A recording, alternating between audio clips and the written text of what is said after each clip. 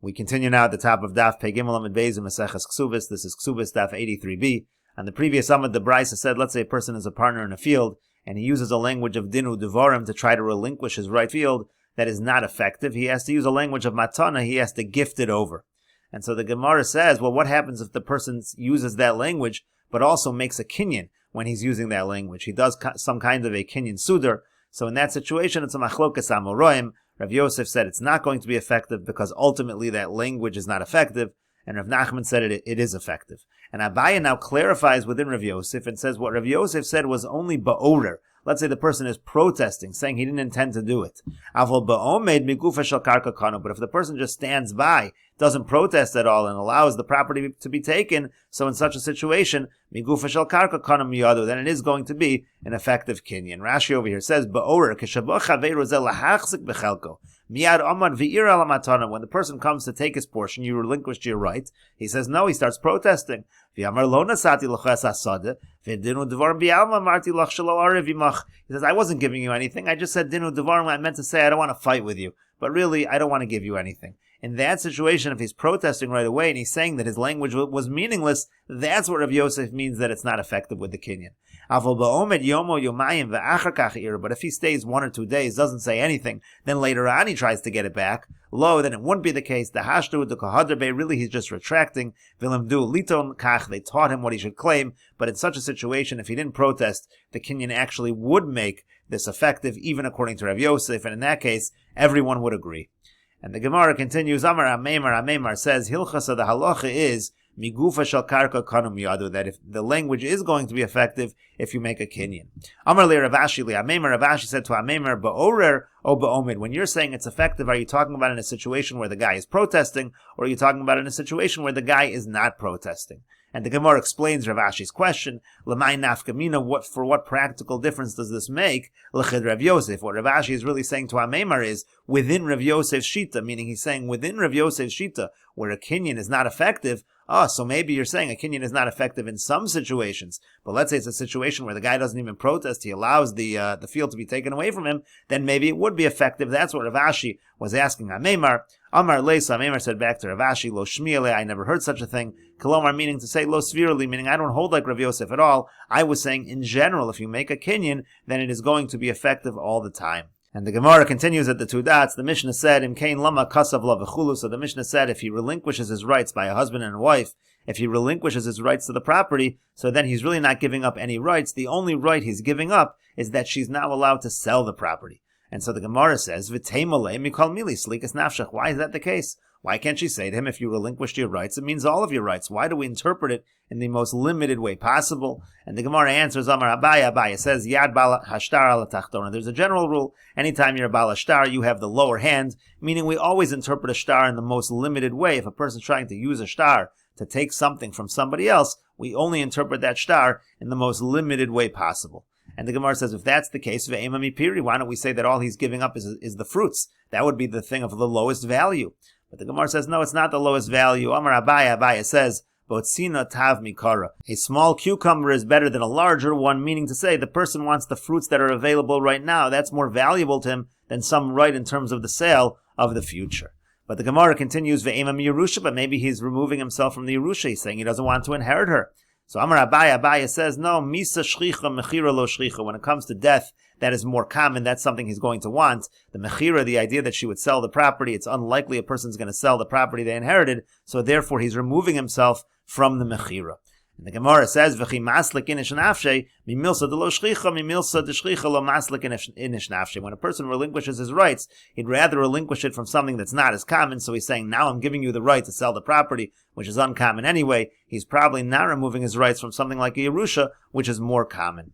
And the Gemara continues, Ravashi says a different answer. B'nechasayich, again, he's using the word from your property. V'lo b'peirosei, and it means I'm removing myself from your property and not from their fruits. And similarly, b'nechasayich, from your property, v'lo la'achar misa, but I'm not removing myself in terms of after your death, in terms of the inheritance. And the Gemara continues at the 2 dots. The Mishnah said, Rabbi Yehuda says, Li'olam hu ochel peire peiros, he always is going to be able to consume the fruits of the fruits, unless he explicitly removes himself from that.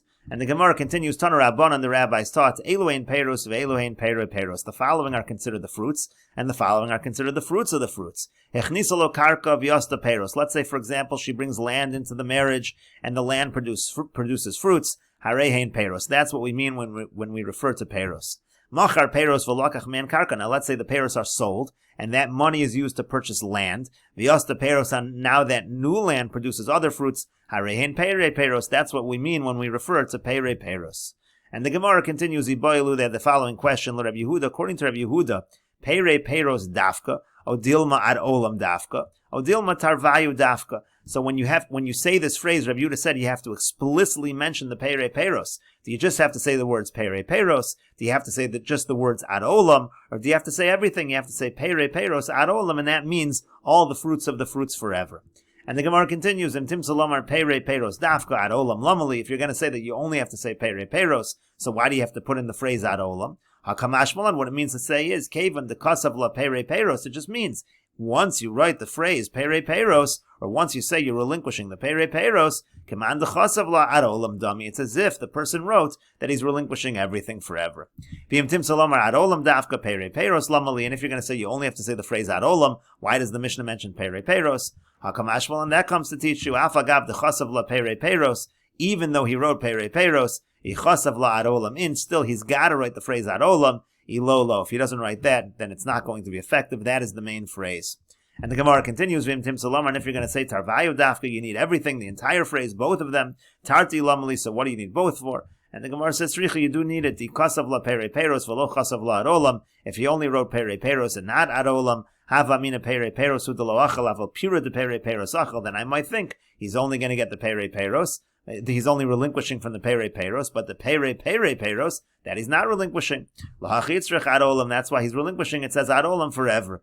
V'chasav la ad olam, and if he only writes ad olam, v'lo chasav la peirei peiros, and he doesn't write peirei peiros, havamina liolam a peiros kai, then I would think the word liolam is going on peiros. Lahachitzrich peirei peiros. That's why he has to say peirei peiros, to mean to say that it goes on forever. And Rashi over here explains, liolam a peiros kai. I might have thought the language of liolam is going on the peiros themselves, meaning lo ochal a peiros liolam, lo b'shana zu, v'lo b'shanim habos. The peiros I won't eat this year, next year, I won't eat them forever.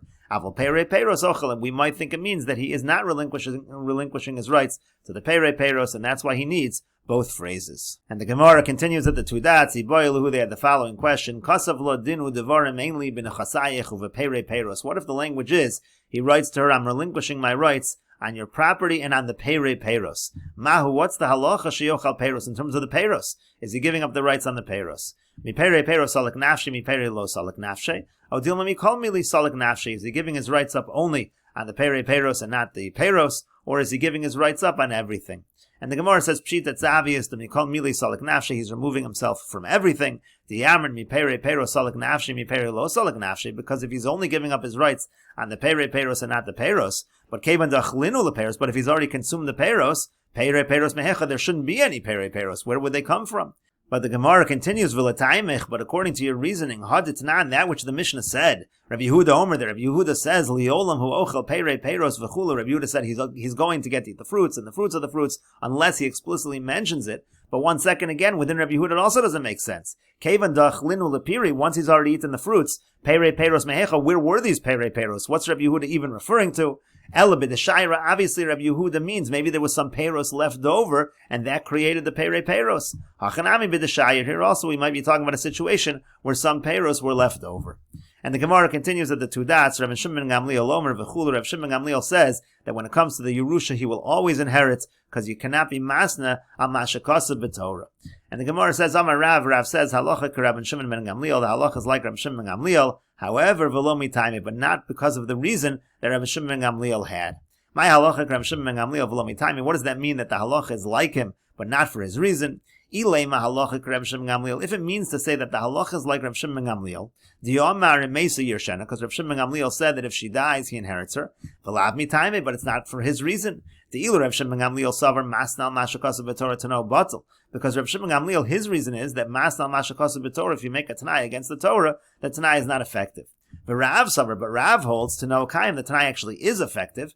Because Savar Yerushas Habal Derabanan, it happens to be that Rav holds that when a husband inherits his wife, that's not from the Torah. that's actually midrabanan. The Chachamim masu chizuk l'divrayim yosher mishal Torah. But it also happens to be that Rav holds the Chachamim strengthen their takana even more than the Torah itself. And therefore, even though you can be masnal mashakasa b'Torah, but you're not allowed to make a t'nai in this situation against what the Rabbanan instituted, because the Chachamim wanted to make a chizuk for their takana. And we'll continue with this discussion in the next video on Daf Pei Dalid Amud Aleph.